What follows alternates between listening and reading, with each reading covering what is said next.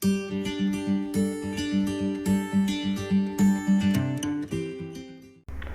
Everyone, lifeline academy में आपका स्वागत है।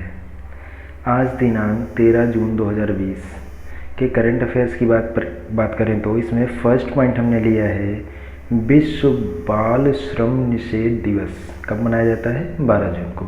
अगर पूछ लिया जाए विश्व बाल श्रम निषेध दिवस कब मनाया जाता है तो आपको डेट ध्यान रखना है, कब? 12 जून को।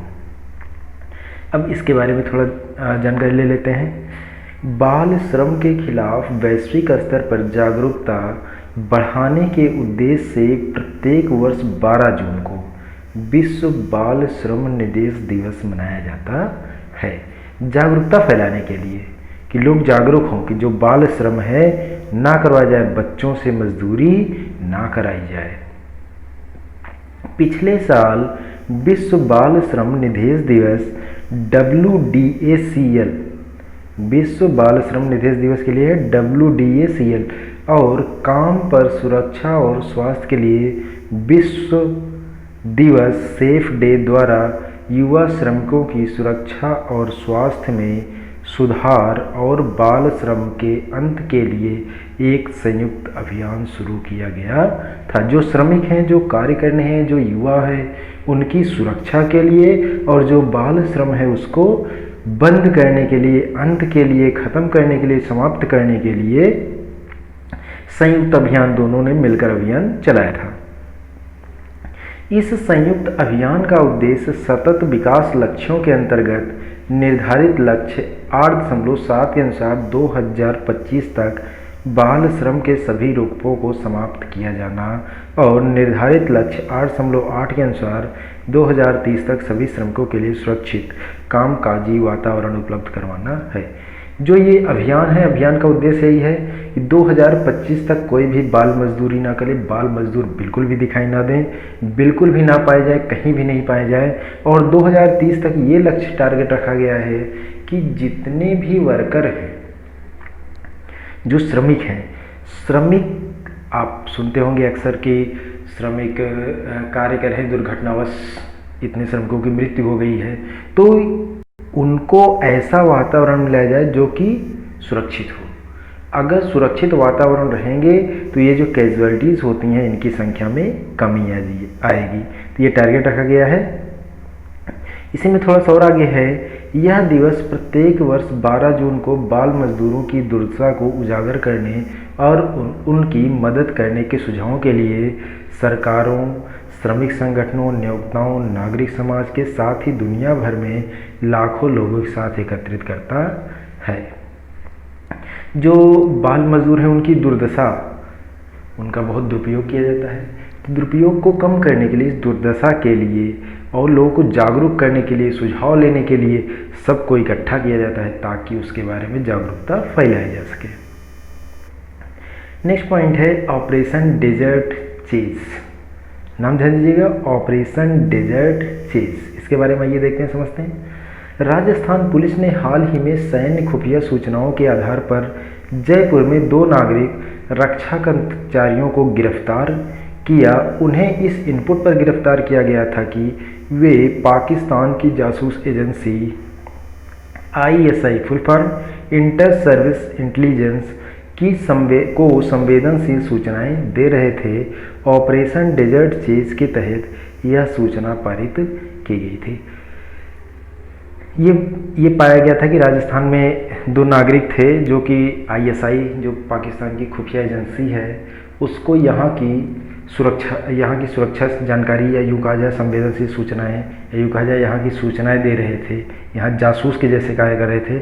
इसलिए उनको गिरफ्तार किया गया है। वो गिरफ्तार किया गया है वो ऑपरेशन डेजर्ट चेज के तहत गिरफ्तार किया गया है। अब इस ऑपरेशन के बारे में थोड़ी जानकारी ले लेते हैं।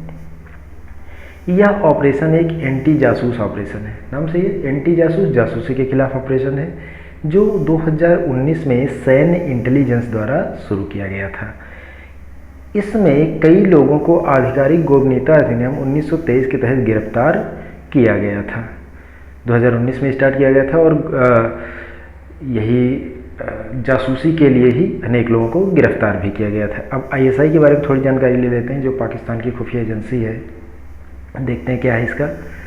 भारत सरकार के अनुसार पाकिस्तान की इंटर सर्विस इंटेलिजेंस, आईएसआई का फुल फॉर्म है इंटर सर्विस इंटेलिजेंस, भारत के लोगों के खिलाफ आतंकवादी हमलों की योजनाएं बनाने और उन्हें अंजाम देने में शामिल है। मतलब जो आईएसआई है वो भारत के खिलाफ योजना बनाता है और उसे अंजाम देने का कार्य करता है। इसका निर्माण सन 1947 में भारत पाकिस्तान युद्ध के बाद किया गया था। 1947 का जो भारत पाकिस्तान का युद्ध हुआ था उसके बाद इसको तैयार किया गया था, इस संगठन को।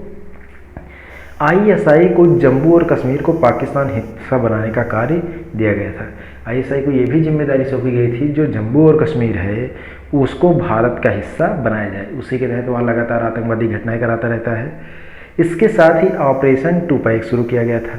अब हमें पता होना चाहिए कि टूपैक ऑपरेशन क्या है, तो ऑपरेशन टूपैक के बारे में हम भी थोड़ी जानकारी लेते हैं। यह ऑपरेशन पाकिस्तान की आईएसआई द्वारा संचालित एक सैन्य ऑपरेशन है, सेना के द्वारा चलाया गया ऑपरेशन है। और इसके कितने भाग हैं? 3 भाग हैं। भाग को देखते हैं। भारत को विघटित करना, पहला काम है भारत को विघटित करना, मतलब तोड़ देना, छोटे छोटे खंडों में डिवाइड कर देना, जैसे जातिगत आधार पर या क्षेत्र के आधार पर। दूसरा है नेपाल और बांग्लादेश के साथ छिद्रपूर्ण सीमाओं का लाभ उठाना और ठिकानों को स्थापित करना। नेपाल और बांग्लादेश का जो उसकी सीमाएं हैं, सीमाओं का लाभ उठा करके अपने ठिकाने बनाना। फिर जासूसी नेटवर्क का उपयोग करना, जो उसके जासूस फैले हुए हैं जगह जगह पर, उसका वो उपयोग करके ये सारे कार्य करे। अब आज के करंट अफेयर्स में हमने कुछ छोटे छोटे पॉइंट्स लिए हैं। इसमें फर्स्ट पॉइंट आइए देखते हैं, राष्ट्रीय करंट अफेयर से है। मानव संसाधन विकास मंत्रालय ने NIRF, फुल फॉर्म देखिए, राष्ट्रीय संस्थागत रैंकिंग फ्रेमवर्क पर आधारित रैंकिंग 2020 जारी की है। और इसके अनुसार IIT मद्रास ओवरऑल श्रेणी में शीर्ष पर रहा। मतलब जो IIT मद्रास है वो शीर्ष स्थान हासिल किया है मानव संसाधन विकास मंत्रालय के अनुसार।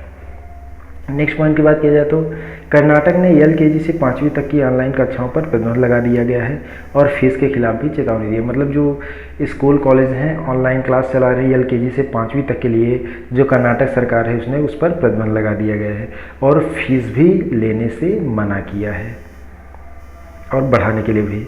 नेक्स्ट पॉइंट की बात किया जाए तो गुजरात में एशियाई शेरों की संख्या बढ़कर 674 हो गई है। यह 2015 की जनगणना के अनुमान से 151 अधिक है।